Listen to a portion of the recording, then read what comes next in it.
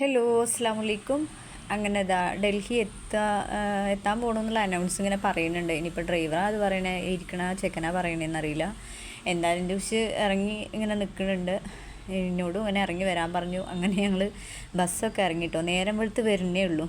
ഇത് ഞങ്ങളുടെ എതിർ സീറ്റിലിരുന്ന ചെക്കനാണ്.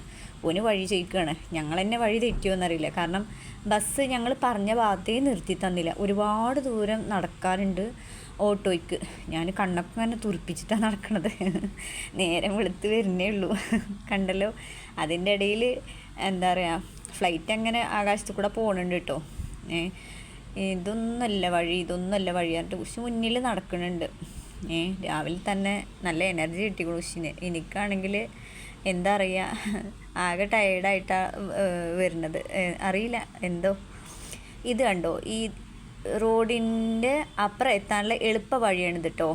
ഇത് കൂടെ ഉഷിനെ കണ്ടോ, വെയിറ്റ് ചെയ്ത് നിൽക്കണു.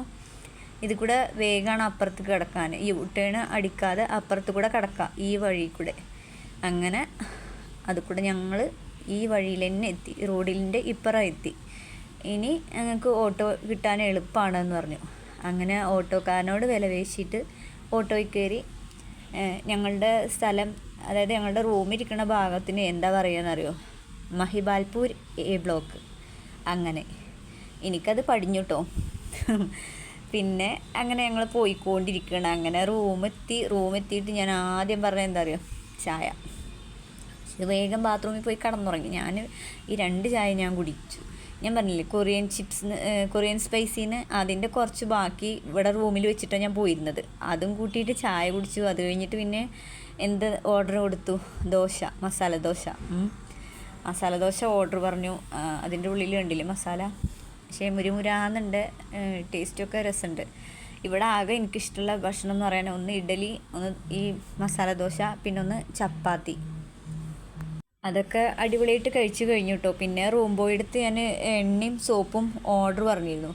ആൽമണ്ട് ഓയിൽ എന്ന് പറഞ്ഞിട്ട് കുഞ്ഞു പാക്കറ്റ്, അതായത് ഒരു 2-3-4 ഡ്രോപ്പുള്ളൂ കേട്ടോ ഒരു പാക്കറ്റിൽ.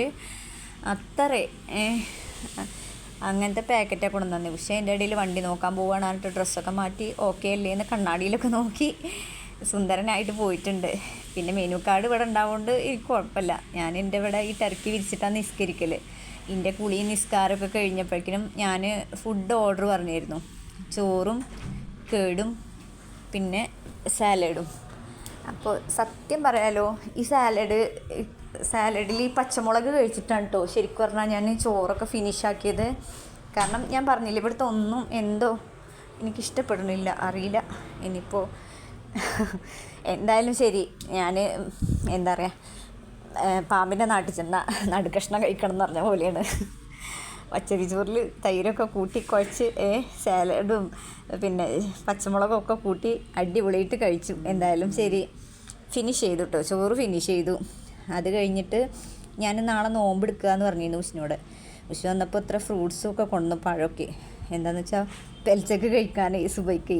ഇവിടെ റൂമും കിച്ചണും കാര്യങ്ങളും ഒന്നും ഇല്ലല്ലോ, റൂമിൽ കിച്ചണും കാര്യങ്ങളും ഒന്നും ഇല്ലല്ലോ. അപ്പോൾ ഫുഡ് വാങ്ങിയാൽ അതിങ്ങനെ ചൂടാക്കും. അപ്പോൾ രാത്രിക്ക് ഓർഡർ കൊടുത്താണ് ഈ ചിക്കൻ കറിയും ചപ്പാത്തിയും.